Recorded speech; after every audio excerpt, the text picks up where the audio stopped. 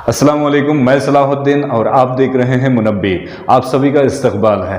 नाज़रीन, आज मैं एक बहुत ही अहम टॉपिक, एक अहम मुद्दे को लेकर मैं आप सभी के सामने दोबारा आकर हूँ। वो टॉपिक आकर वुमेन एम्पावरमेंट है, औरतों की खुद मुख्तियारी। बिफोर द सिविलाइजेशन हमें देखने को क्या मिलता है तारीख कर कर बोले तो वो औरतों को कमज़ोर बताना और कमज़ोर बनाकर रखना, लोगों से इन्फीरियर बनाकर रखना, ये एक आम बात थी। ये तारीख गवाह दे लेकर है। लेकिन जब सिविलाइजेशन स्टार्ट हुआ, इसके बाद वुमेन एम्पावरमेंट होना चाहिए बोलकर इवन दुनिया के हर कोने से औरतों को ओकल बनकर अपना रिप्रेजेंटेशन बताने के वास्ते, अपने एम्पावरमेंट के बारे में बात करने के वास्ते, अपने हुकूक को रखने के वास्ते दुनिया में ऐसा एक वुमेन एम्पावरमेंट का मुहिम हर कोने कोने से उठना शुरू हुआ। एक साथ एक बार हर जगह से तो नहीं हुआ, लेकिन कई प्रोग्रेसिव कंट्रीज जितने भी हैं, ऐसे प्रोग्रेसिव कंट्रीज से ये वुमेन एम्पावरमेंट की आवाज़ उठते गई। लेकिन ये जो वुमेन एम्पावरमेंट को लेकर बड़े बड़े इंटरनेशनल कम्युनिटीज़ जो भी बने हैं, ये कम्युनिटीज़ भी उस हद तक कामयाब नहीं रह सके, चाहे वो एडवांस डेवलप्ड कंट्रीज क्यों ना बन जाए। कोई भी कंट्री, वो कंट्रीज में भी सक्सेसफुल नहीं रहने की एक वजह क्या थी कर बोलकर बोले तो जो कमिटीज़ बने, इन्हों खुद नहीं चाह रहे थे कि इतना जल्दी वुमेन एम्पावरमेंट हो जाए, इतना जल्दी ये जो मेल डोमिनेटेड वर्ल्ड है इसमें पार्टिसिपेशन आ जाए वुमेन का बोलकर इनका भी एक ख्याल इतना जल्दी हो जाना बोलकर नहीं था। ये एक वजह है। इससे बड़ी वजह क्या है कर बोले तो वुमेन खुद इसके जिम्मेदार हैं। वुमेन्स को खुद उनका एम्पावरमेंट का ज़रूरत उतना महसूस नहीं हुआ कि कर बोले तो हर जगह, हर कंट्री में, हर चाहे वो कौन सा भी रिलीजियस कंट्री हो, चाहे वो डेमोक्रेटिक कंट्री हो, चाहे वो कौन सा भी कम्युनिटी हो, चाहे वो कौन सा भी मजहब हो, हर जगह में वुमेन्स खुद अपने आप को डोमेस्टिक प्रॉब्लम्स में इन्वॉल्व कर अपने आप को जकड़ कर रखे थे। उन्होंने उससे बाहर आने का कभी भी सोचे नहीं। सोचते हैं लेकिन आने के वास्ते उन्होंने लॉक होकर है। उन्होंने खुद वो लॉक्स तोड़कर निकलना नहीं चाह रहे। लॉक्स तोड़ने का मतलब मेरा नेगेटिव नहीं है, बल्कि पॉजिटिव माइंडसेट से मैं ये बात करूं। रही बात हमारी कम्युनिटी की, हमारी कम्युनिटी में भी, हमारे मजहब में भी हमने तारीख क्या बताकर है कर बोले तो इस्लाम के शुरू होने से पहले औरतों को बहुत कमजोर समझा जाता था और कमतर समझा जाता था। इनके साथ भी ट्रीटमेंट पूरा ही एक लो लेवल का ट्रीटमेंट चल कर था। ये तारीख भी बताकर है। और मक्का के अंदर बिलखुसूस जब हमें देखती तो औरत बच्चे जब पैदा हो रहे थे तो इनको जिंदा दफन कर देने का भी एक रिवाज बन गया था। तो ये भी हमने तारीख गवाह है।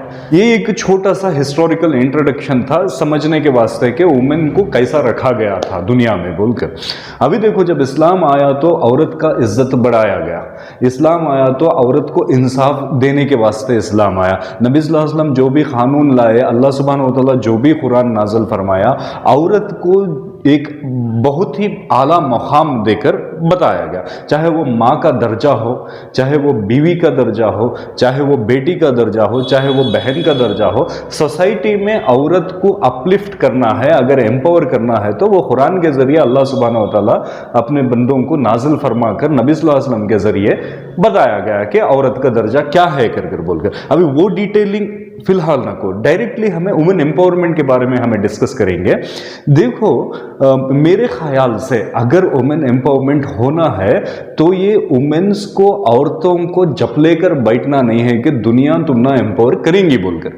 ऐसा कभी भी नहीं हुआ है तारीख में, ना ही आगे जाकर होएगा। अगर तारीख भी उठाकर देखेंगे तो औरतें खुद उठने की वजह से, इन्हों खुद वोकल होकर बात करने की वजह से, इनके हुकूक के वास्ते लड़ने की वजह से उनको थोड़ा थोड़ा एम्पावरमेंट मिल लेकर है। इन्हों खुद मुख्तियार बन लेकर है, इनके हुकूक की बात हो लेकर है। तो बचा कुचा एम्पावरमेंट कई को बाकी है कि कंप्लीटली वुमेन एम्पावर्ड नहीं ही कर बोले तो उसके जिम्मेदार भी वुमेन से चाहिए कि कर बोले तो उन्हें एक्सपेक्ट कर लेकर बैठी दुनिया से कि उनको एम्पावरमेंट होगा बोलकर। ऐसा कभी भी नहीं होता है। आप दूसरिया से एम्पावरमेंट लेने का छोड़कर खुद का एम्पावरमेंट खुद को करना पड़ेगा, तभी जाकर वुमेन एम्पावरमेंट होगा। तुम्हें गौर फरमाओ, दूसरे जितने भी कम्युनिटीज हैं, जितने भी सक्सेसफुल कम्युनिटीज, पार्टली 100% तो नहीं हो सकते, लेकिन जितने भी सक्सेसफुल कम्युनिटीज हैं उनमें देखो तुम्हें उनका वुमेन रिप्रेजेंटेशन, उनका वुमेन पार्टिसिपेशन पॉलिटिक्स में होंगे, इकोनॉमी में होंगे, एजुकेशन में होंगे, रहने की वजह से सक्सेसफुल है। तुम्हें जब तक पार्टिसिपेट नहीं करते तब तक हमारी कौम में भी, हमारा भी पॉलिटिकल एम्पावरमेंट होना नामुमकिन है। एक हद तक जा सकेंगे। देखो हमारी कम्युनिटी में अगर हमें देखेंगे तो हमारा वुमेन रिप्रेजेंटेशन और पार्टिसिपेशन कम रहने की वजह से हमें इकोनॉमिकली बैकवर्ड हैं, हमें एजुकेशन में बैकवर्ड हैं, हमें पॉलिटिक्स में बैकवर्ड हैं, हमें कई को पॉलिटिकली सक्सेसफुल नहीं है। हम कर बोले तो हमारे खवातीन, हमारे वुमेन्स का पार्टिसिपेशन और रिप्रेजेंटेशन कम रहने की वजह से हमें सक्सेसफुल नहीं है। तुम्हारा रिप्रेजेंटेशन और पार्टिसिपेशन नहीं रहने की वजह से एजुकेशन में, पॉलिटिक्स में, हर चीज में, हर फील्ड में बैकवर्ड रहने की वजह वो है। और हुकूक की बात जब आती है तो मैं कभी भी ऐसा उम्मीद रखो ना कि पूरा हुकूक तुम ना लोगान दुनिया ऐसा लेकर आकर मुफ्त में दे डालेंगे। आप खुद को लड़ना पड़ता, खवातीन को आगे आना पड़ता, खवातीन खुद आकर अपना एम्पावरमेंट हासिल करना पड़ता, तभी जाकर होएगा। जैसा मैं बार बार बोल रहा हूँ कि आप लोगों को खुद उठना पड़ता, आप लोगों को खुद आवाज़ उठाना पड़ता है। तो मैं चंद मिसाल देना चाहता हूँ आप लोगों को। देखो जब एक डिसीजन आया कि हज़रत मरियम अलैहिस्सलाम को कि आप यहाँ से निकल कर जाना है, वो शजर के नीचे रहना है, वहाँ पर हज़रत ईसा अलैहिस्सलाम का बर्थ होता है, तो वापस जब जाने का मसला आता है बच्चे को लेकर, हज़रत ईसा अलैहिस्सलाम को लेकर, वहाँ एक डिसीजन लेना पड़ा। किनको? हज़रत मरियम अलैहिस्सलाम को जाना, वो जाकर फेस करना कंपलसरी था उनको। अगर उन्होंने उस वक्त डिसीजन नहीं लेते तो आज सूरे मरियम बोलकर कुरान में ऐसा एक चैप्टर नहीं बनकर रहता था।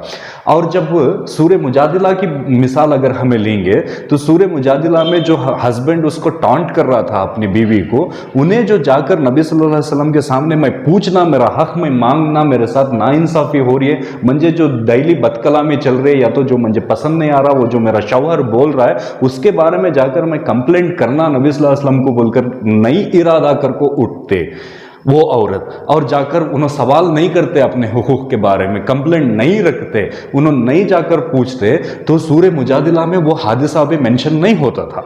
ठीक है, हजरत आसिया का भी मेंशन नहीं होता था। इन्हों खुद डिसीजन लेना पड़ा फिरौन के अगेंस्ट। वो डिसीजन मेकिंग्स तुम्हें लोगों करना पड़ता है, तभी जाकर होएगा। अगर मैं दुनियावी मिसाल लूँ तो ज्यादा दूर जाने की भी जरूरत नहीं। मैं रिसेंट एविडेंसेस को लेता हूँ। सीएए के प्रोटेस्ट के वास्ते अगर खवातीन आगे नहीं आते, अगर सीएए का प्रोटेस्ट शाहीन बाग में ऑर्गेनाइज नहीं करते, तो सीएए का रेवोल्यूशनरी जो स्टेप उठा था वो हद तक नहीं जा सकता था, वो हद तक प्रेशर क्रिएट नहीं कर सकता था। कई खवातीन हैं जिनके मिसाल हमारे पास हैं। रिसेंट इश्यूज जो हिजाब का चल लेकर है, इसके बारे में भी अगर हमें डिस्कस करेंगे, वो चंद लड़कियां अपना हुकूक नहीं पूछते, चंद लड़कियां अपना सवाल नहीं, अपने हुकूक के बारे में सवाल नहीं खड़ा करते, तो ये भी ये हद तक नहीं पहुंचता था। चाहे वो मुस्कान का, चाहे वो हिजाबी गर्ल जो आइकॉन बन गई है, मुस्कान का भी अगर हमें इंसिडेंट को याद करेंगे, अगर वो स्टेप उस दिन मुस्कान नहीं लेकर रहते तो आज सवाल करने के वास्ते, कॉन्फिडेंस पैदा करने के वास्ते जितने को भी इंस्पायर कर हैं, जितने भी गर्ल्स स्टूडेंट्स को, जितने भी खवातीन को इंस्पिरेशन बनकर हैं मुस्कान, वो नहीं होता था। अपने हुकूक को पूछने के वास्ते डर कर बैठ जाने का नजरिया देखना पड़ता था हमने। तो अब जो हमारा कम्युनिटी इस हाल में बैठा है, इसे उठाने के वास्ते जितना भी हमारे मर्द हजरत कोशिश करेंगे, वो सक्सेसफुल अगर होना है तो आप लोगों का सपोर्ट, आप लोगों का पार्टिसिपेशन, आप लोगों का रिप्रेजेंटेशन, आप लोगों का कंप्लीट सपोर्ट जब तक नहीं मिलता तब तक हमें हमारी कौम को बदला नहीं सकते, जब तक हमें कौम को हरगिज भी बदला नहीं सकते। इसके कई मिसाल हैं, आप खुद पढ़ सकते हैं, आप खुद रिसर्च कर सकते हैं। जब तक वुमेन्स पार्टिसिपेशन नहीं होकर है तो वो काम पूरा होकर नहीं है बोलकर रिच मिसाल मिलते हैं। तो मेरी गुजारिश क्या है कर बोले तो हमारी कौम की खवातीन से, अब वक्त है, इसके बाद वक्त लेंगे, इसके बाद वक्त मिलेगा तब हमें करेंगे, जब वक्त आता तब हमें कभी भी जाएंगे, या बिना कुछ कुर्बानी के ऐसा हो जाएगा, ऐसा कभी भी होने वाला नहीं है। अब एक मिसाल ले लो, जब हिंदुस्तान की सबसे पहली मुस्लिम खवातीन उस्ताद बनना था फातिमा शेख को, तो वो एक डिसीजन अगर नहीं लेते उस दिन उन्होंने कि हो मैं आज से टीचिंग स्टार्ट करना है सावित्री बाई फुले के साथ बोलकर, उस दिन डिसीजन नहीं लेते तो उन्होंने आज हिस्ट्री में रिकॉर्ड होकर नहीं रहते थे और वुमेन एजुकेशन स्टार्ट भी शायद ही अधूरा रहता या डिलेड होता था। वो डिसीजन मेकिंग हमारे खवातीन में आज आना है, यंग लेडीज में आना है, है, यंग गर्ल्स में आना है। तो ये एक टॉपिक को मैं पहुंचाना बहुत सख्त ज़रूरी समझा। उसकी वजह से मैं आज आप लोगों के सामने ये वुमेन एम्पावरमेंट का डिस्कशन लेकर आएंगे बोलकर मैं आया। लास्ट बात मैं तुमने फिर दोबारा दोहराना चाहता हूँ, ये दुनिया तुम्हारे एम्पावरमेंट से डरती है। वो आउटकम जो आने वाला है, जो रिजल्ट आने वाला है तुम्हारे टोटल एम्पावरमेंट के बाद, वो रिजल्ट के वास्ते शायद ही डरती, इसलिए तुमने आज तक तुम्हारा हुकूक पूरा नहीं पहुंचा कर है। वो हुकूक कभी भी नहीं पहुंचेगा जब तक तुम्हें खुद उठकर तुम्हारे हुकूक और तुम्हारी लड़ाई तुम्हें नहीं लड़ते। तो मेरी गुजारिश है आप सभी से कि इसके बारे में ज़रा ज़्यादा से ज़्यादा सोचो, फिक्र करो और तुम्हारा पार्टिसिपेशन और रिप्रेजेंटेशन को स्टार्ट करो। जज़ाकल्लाह खैर।